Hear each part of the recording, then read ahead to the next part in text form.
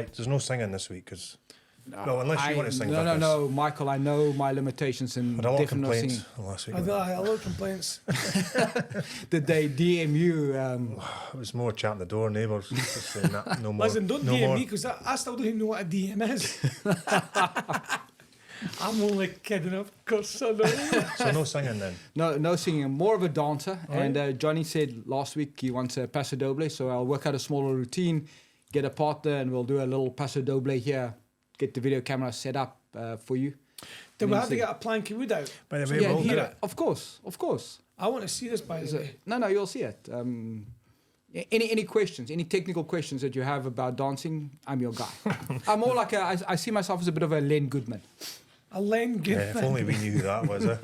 Well, do you know what I just did? A Len Goodman. And now I'm still starting to think who that is, because I've heard of that name before. Maybe a dancer, eh? Yeah, he's Strictly Come Dancing as one of the I've not judges. seen He's it. The passed older away. boy. Yeah, The old boy. He's passed away. Yeah. Ah, right. He was a I've fantastic not seen season one dancer. single episode of that. Really? It's okay. Well, then you and I are going to binge watch series Too 1 busy to working on my 27. business. You know what? Get your popcorn, hold hands. There you go. All right, let's jump straight into it. Today's episode may be a little bit more on the technical side, but it's about sustainable competitive advantage and really holding the mirror up to your business. So this is where we've looked at doing a competitor SWOT analysis in session 2. We've looked at what are our competitors' strengths, what are their weaknesses, their opportunities and the threats. But now's the time to look at your business. Hold the mirror up to yourself, and you want to have a look at what are you good at. And that could be a variety of things. It could be things like we deliver the same day, we answer our phone within 2 rings, we get our quotes out within 24 hours. But whatever you're good at, you need to be able to deliver that and back that up all the time. But you need to be able to write this down for your business. The other thing you need to look at is what do you need to improve? Every business needs to improve. And when you start your business, the list is probably 3 pages long because it's everything that you need to improve. But what are typical examples of things that you could be working on now? If I had to ask you, again, go back a couple of years, what would be some of the first things that you would write down? It's the systems and processes, because they are forever evolving, but they're very, very basic when you first start. And then they'll start to get a bit more complex, and then you'll need to find a solution for that as you go. Yeah. So for us, one of the businesses, it became a real ceiling on how we were doing things. Worked very well at the start, but then it just there was too much going on that it became too complicated and very manual. So a bottleneck. Yeah, and you just, the clients coming in, there was so much manual effort being put into a system that it was taking up like 80% of the workload. So then you have to find the solutions to that, and digital software specific to an industry. There's lots of stuff out there that can definitely stop you even employing someone, because it'll take over a big chunk of what you're doing, systemize it. So that's what I would be doing. So I think it's a great example of improvement, looking inside your business to what you could improve and what you could do. And then you need to look at outside the box opportunities. What is happening in and around you? How could you monetize that? Is that for your business?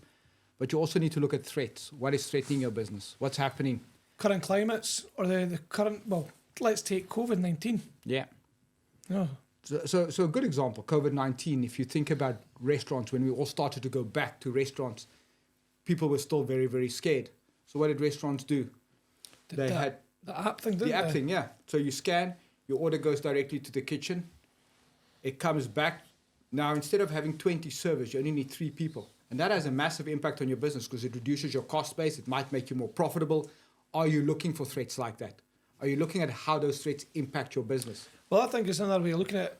There's opportunities if you're looking close enough at your business and your new business. If you can get this information from us and implement it at an early stage better than what we did, it will have a greater impact on your business. But you do need to keep looking at evolving, seeing the opportunities where they are. And certainly COVID-19 presented a lot of opportunities for businesses. Mark my words, it obviously did a lot of damage as well. Yeah. But even with the opportunities, they're now evolving, but there's still pros and cons for them. Like, let's take, for example, the scan in the app. It's lost that interaction now with families. Yeah, And personal some touch. people's phones are not working, or they can't be bothered with that. They're just wanting a server to come, a waiter or a waitress. So there's pros and cons for everything. But yes, you have to evolve and you have to see what the potentials are outside the box things that may happen later on, like, you know, crisis in the working pensions, increase in wages, God, Just political environments. Political New environments, government comes in, suddenly landscape changes. Yeah. We're going to talk about that in our next episode, because it's funny that you should mention it, because there's some real life examples that we're going to be just discussing with you, looking at how that will impact your business, looking at it. But the whole reason why you want to hold up the mirror to your business is you really want to start understanding your point of differentiation. And I think you've alluded to it, your unique selling point. Now, I have a controversial view on it. I think a unique selling point is only unique if it can't be easily replicated. Okay? That's when you're really unique, because nobody else can do it the way you do it. But over time, competition catches up with you and they do it the same way. But you can be distinctive, very distinctive in the way you're doing that. And you need to be able to identify that. And it comes from holding the mirror up and by asking yourself 3 questions. First question you want to ask yourself is, does my bum look big in this? Absolutely. And the sorry. answer to that is Sorry. always, I'm no, sorry. it doesn't. No. Sorry, off topic. But the 3 questions you need to ask 3 yourself. questions. What makes me different? What makes me better? And how do I know it makes me different and how it makes me better? And that is personal to every business. Examples, Michael, what makes you better than other letting agents? Like one of the big things that we done differently, apart from the branding, completely different. So When we branding is started up, already a branding, point of yeah. differentiation. Yeah? And then it was just how we dealt with our clients and customers, because it's a very starched environment. It came from still very suited and booted, and you know, tenants were seen as a byproduct really of it. So we treat everybody as an individual with their individual circumstances. You know, we dressed down just smart casual. Everybody got treated the same, no matter, you know, what walk of life, where they've come from. And if we could help them, then we would help them. And just a quick example on that was an elderly couple through the crash had lost 3 businesses. Bank was ready to take the keys off them any day, stressed to the max. And back in the day, when we first started, tenants were getting charged for applications, so no guarantees you would get the house. And if you didn't get it, you didn't get your money back. And they were like £250 a pop. So they were in because they just couldn't afford to keep doing this, knowing they're going bankrupt, that they wouldn't pass the credit checks. So we took them and we had a perfect property for them. Met with the landlords, had them come in and meet the landlords also. Once we had kind of got an agreement, they would look at it, and they were amazing tenants. But they were getting no opportunity from anybody. So this is kind of how we were different from what was going on at the time. Very much a computer says no kind of industry. So a very good lesson to learn is write that down, because those things do make you different. But Johnny, if I had to flip that on you and say, what makes you better than other project coordinators or project managers on site, what would you say? And I know I'm putting you guys on the spot a bit, but it is a good example. I'm fine, mate, 'cause I've finished. Sorry, I've finished now, so it's all you. I think it's from the initial stages. You're trying to, before you've even got the job, you want to build up that rapport. And I think that's what we're very good at, building up the rapport, the relatability, because that person, you're relying on them to pay you, and you're also wanting them to be a really good client for you. So there's nothing worse than having a dog client that's causing you so much stress and pain. So you want to get the right client. So spend enough time before you put the quote together and build up that rapport with them and really establish, is that the client we want? And by doing that, you're becoming different. You're not just chasing a client. You're not just chasing the money. You're chasing the whole impact for your business to help and support everybody, team member in the business. So you're not throwing, a price, an estimate's done, pass it on to the projects manager, then he's getting a headache. Then the guys on the ground and the girls on the ground, they're getting a headache, and then it just becomes a nice shitstorm. And that already started from the beginning. Yeah. So do your due diligence, find the right client, and look after them, build up the rapport, and why would they say no to you? And that's all of that then from my side was as an onboarding process. When you're going to a client, how do you going to onboard them? That's you're not going to miss the detail. And if they're like, we had talked about this the other day, there was graphics you were trying to get, and there was a whole remit there of what you've passed on, and half it was missed when you got the proofs over to look at. Yeah. That's somebody that's onboarded a new client and took half the information.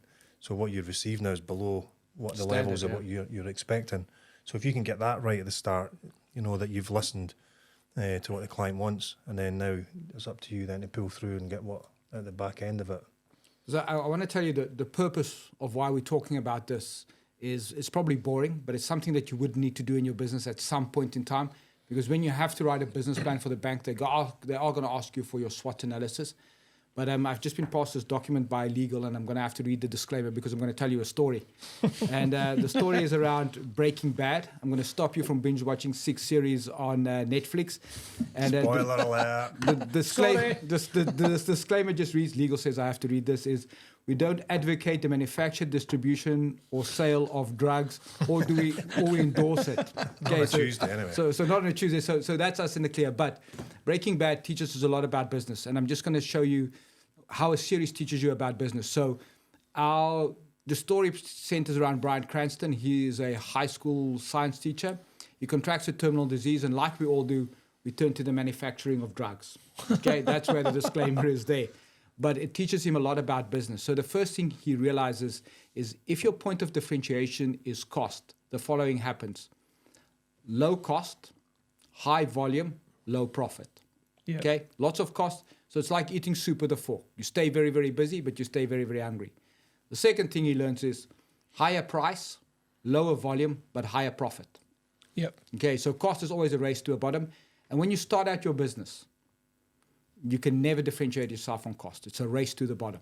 You will be the one that loses because you've got established competitors that can just slash your prices. So what does he do? One day he changes the properties, turns the color, different color. Immediately people are thinking, wow, this is fantastic. One single thing, point of differentiation. You can charge more. People are willingly paying more because they think it's different. Second thing he does is he doesn't want to deal with smaller companies because as he's growing, he's finding it very difficult to have little dealers everywhere. So he goes to the cartels, niche market. So, but what is really, really important is that you want to understand what is your differentiation. Okay, more of a business-related story is when Panasonic wanted to enter the market for notebooks. They had competition from, at the time, Apple, Dell, and HP. Now, Panasonic knew that Apple has got a certain niche client base, all designers, all people that deal with certain things. But they knew that HP and Dell could easily squeeze them out of the market because Michael Dell had distribution out of Northern Ireland or Ireland, cheap to manufacture, shipping directly. HP was seen as the innovators. So they developed something called the Tough Book. They call it the toughest laptop on earth. It's used for a specific market, maybe the Ministry of Defense, Department of Defense, military contractors. But they've got something, they do a drop test. They drop it from 2 meters. It falls on the floor, bounces back up, open it up, you boot it up, works. Okay, specific market, point of differentiation. Yeah. And that's really what you want to try and establish is how are your products and services different to everybody else? And that's the purpose of this exercise. And all of that falls out from looking what you're good at, where do you need to improve, where you're vulnerable, and what opportunities do you see? And by asking yourself those 3 questions, what am I different? What makes me better? And how do I know? You need to be really honest with yourself is, how do I know that this makes me different? And asking, you can just straight up ask your customers, Yeah. clients, little surveys, especially if you've got customers in, at the early stages. Just ask get feedback from how was the Absolutely. customer journey for you? Where can you improve? And again, that'll start to build trust because you do care. You're caring about actually what their journey's been like coming in. And if there is faults, you can't take it personally. And we've mentioned before, that's a great opportunity for you to fill a gap there and make sure things are not recurring, that are not properly working or working properly. And that is the top tip. Talk to your customers. We spoke in our previous episode about how important customers are. If you want to really understand what makes you different and what makes you better, ask your customers. Ask them because they're going to be telling you. And use them. Get the reviews, put them on your websites, get them on the Google reviews. Let people see. And not everybody's going to give you all singing, dancing, but I think that these are honest reviews, so customers will relate to that if they're looking for your service and product. Yeah. Mm-hmm. All very serious. Yeah. So today But is it's good. a It's serious good though. episode. It's an important part of the journey of starting any business. You need to be having these conversations, and I would have loved these conversations back at the very early stages. So this is a massive help. So what do we have to look forward to? What do we think we should take away from today? Well, look at your SWOT, your strengths, your weaknesses, the opportunities and the threats. That's definitely one thing you need to look at. I would agree with you. I think it is really, really important. And I think what you want to do out of all of this is you want to have 2 or 3 points of differentiation. That's all you want to get out of it. And processes. Processes. I'm big on the processes. Process and systemization. Look at the technology. Feedback. Yeah. Feedback loop. Yeah. So there's a lot to take away from it. It's a boring topic. Okay. You're only probably going to do this once a year in your business. You're going to look at it. It's risks that you can control and risks that you want to control and make better, because that is going to future-proof. Oh, that's a big word. But what it really does do is, if you can do that, when something bad happens to your business, you are able to be resilient and you are able to adapt, because you know what could go wrong in your business and how to fix it. And you know also, if you do this as well, that's what makes you different. Because a lot won't, a lot don't. A lot of people go, oh, I know what I'm doing, it's fine. Sorry, you don't. These are important. So next episode, even worse than this episode. I'm going to tell you that now. Is there going to be dancing? There's going to be no dancing next episode. But next episode is about external risks. So things that happen in the environment, they call it a pestle analysis. Now, a lot of business owners don't do it. I'm going to tell you they don't do it. And one day you wake up and the government's passed legislation and you don't have a business anymore. And we're going to be talking about the different things that there are out there, what you need to look at, what you need to follow out, a little bit of examples about what it is, what it isn't. And it's something that you want to do once a year. You just want to lift your head above and look at it and say, okay, this is what I need to do. So very simple. Government changes the VAT threshold from £85,000 to £90,000. They change the way, the basis or form of how tax is calculated. You don't know anything about tax because you're not an accountant. But that could have a massive and detrimental effect to your business. So you do want to look at those risks once a year. Thanks very much. And what do we end the show with? Well, what I'll is tell that you quote? right now, because I love it. I love it. I want to own But it. have we found this out is who your the guy world. is? Shape it, or someone else will. Until next I time. started that. Ciao.